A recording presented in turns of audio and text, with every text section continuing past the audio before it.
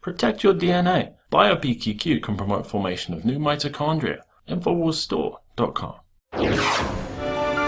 Now, something I thought was very encouraging when I looked at a news cycle earlier today, we see that 120 have been arrested in one of the largest gang busts in the history of New York City. And it says 2 rival street gangs, big money bosses, and 2 fly YGs. The gangs are accused of violently feuding with each other over trafficking, drugs, and weapons. Sources told CBS New York about 1,000 law enforcement officials took part in the massive sweep. Now I'm going to pause right there. Once again, good job to law enforcement for getting this many people, but I couldn't help to notice that for 1,000 officers, you only got 120 gangsters. And I'm sure there are other people got caught up in this sweep as well, but that's, 10 people to one guy. That's not exactly the greatest numbers, especially when you consider how they had helicopters and armored vehicles and all these other toys to track down these bad guys. Once again, I'm glad these 120 guys are out the street, but I don't think that's the most efficient use of NYPD resources, but to each his own. Maybe they think it's a great idea, but I'm glad those bad boys are behind bars. Now let's talk about the state of Missouri, where they didn't have a big, massive sweep, but I don't think we'll need to have a big, massive sweep for the fact they just passed constitutional carry. Well, at least they passed it in some measure. It's going on to the state Senate a little bit later, and this is House Bill 1468, introduced by Representative Eric Burleson, passed by an overwhelming 112 to 37 vote, and will now head to the state Senate. Now, people say constitutional carry is, it's dirty, it's illegal, it's, you can have all these cowboys running around. If you look at states that have constitutional carry, not everybody's walking around with a pistol on their hip. It's a very mythos type of deal, like when they were trying to pass open carry here in the state of Texas, and I'd go to these meetings at the Texas State Capitol, and you'd have the Moms Against Enjoying Life or whatever they're called, and they're saying, hey, if we pass open carry, we're gonna have all these cowboys running around with the pistols on their hips, shooting up in the air. I'm like, no, I'm from Oklahoma, and I believe we passed open carry back in 2012, 13 or so. And whenever I go home to Oklahoma for holidays or whatever, I see 1 or 2 people open carrying. It's not a big deal. It may be more plentiful like in the rural areas, but if you go to the big cities, it's not something people do. It's not, you're not gonna see grandma walking around with the big shotgun on her hip or whatever. So, and a similar thing with open carry, I don't think it's that big of a deal. If people want to openly carry, or constitutional carry for that matter, I say let them do it. It's no issue with me. You're not a criminal until you're convicted guilty of a crime. If you have no criminal record, I have no issue with it. But not everybody's like me. Now let's talk about ISIS. And ISIS has been a growing problem for the last several years. They've been growing in strength, also due in support from governments, notably the United States government, as well as other ones, airdropping the grenades. We've shown you guys that footage countless times. And now we see ISIS has taken advantage of Europe's open borders to plant sleeper cells in the UK, Germany, and Italy, head of American intelligence warns. This is James Clapper. Now, let me stop right there. When we talk about James Clapper, he's the director of national intelligence here in the United States. If you guys do recall, this is the same guy who sat in front of a committee, and they asked him, Mr. Clapper, does the NSA collect any type of data on the American public at large? And he scratched his head and he's like, no, I don't believe so. Well, that was an outright lie. He knew it was a lie, being the head of national intelligence. So I'm not saying I believe everything the guy says, but I can believe him on this one particular issue because it's very common sense. If you want to get into a country undetected, and if you have nefarious intent, wouldn't you want to go in this mass crowd of migrants? You don't want to go through some visa process where you get checked at the airport and they're looking at your bags and all this other stuff. No, you just want to be cartelled or corralled into one big group, go through, have your fingerprints taken or whatever they do.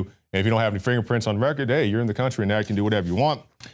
When asked whether ISIS had groups in the UK, Germany, or Italy, similar to those that carried out the Paris attacks and Brussels attacks, Clapper replied, yes, they do. He added that intelligence officials continue to see evidence of plotting on the part of ISIS in these countries, the New York Times has reported. And as I said again, common sense. This is why you have a border. When I meet these people and they say the concept of a border is inherently racist, this is an actual conversation I had with a guy. We went out to Murrieta, California, if that's right, me, Biggs, and some of the other crew. And I met this guy, he's a Native American man. And he was saying that the concept of owning land was something that rich white Europeans came up with.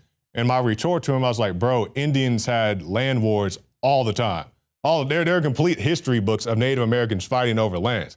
So it's not something that rich white settlers brought here. It's just, somewhat human nature for people to fight over territory. Nothing, racial or religious or anything else. That's just something that people do. But this is the notion that people have when you talk about borders. In a similar way, people talk about a border fence. They talk about building a fence on the U.S.-Mexico border would be a racist symbol. Once again, I'm not a fan of a physical wall, but when you take into account how there's a wall in South Mexico, it's hard for me to understand why people would say it's racist to put a wall on the U.S.-Mexico border when there's one in South Mexico. That just makes absolutely no sense to me.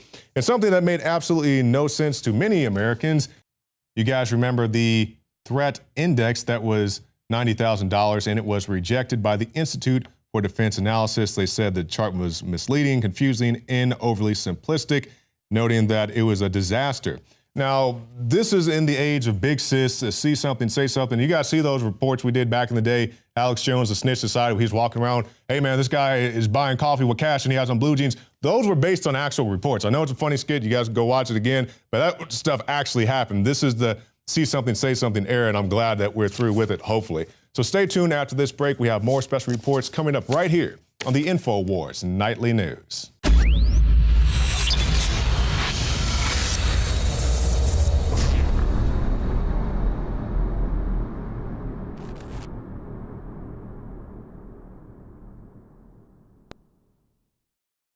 A lot of people ask me, what is the most important area of Infowars that runs the whole operation that is having such a big effect against the globalists?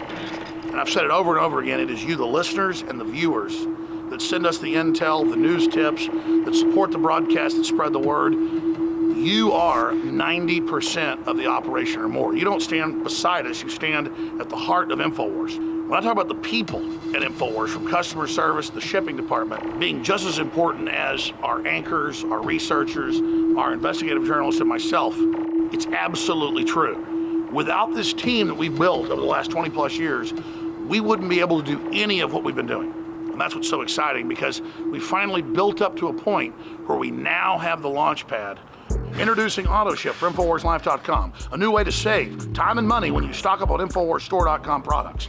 Again, ladies and gentlemen, when products are sold out, you're unable to get them, sometimes for months, but we hold back the products for people that have already signed up for AutoShip.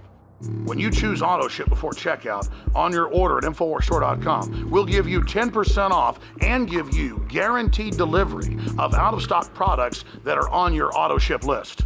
Plus, we're giving you free shipping on all orders above $50. Listeners have been requesting this for years because it's so easy to forget to reorder the products when you need them each month.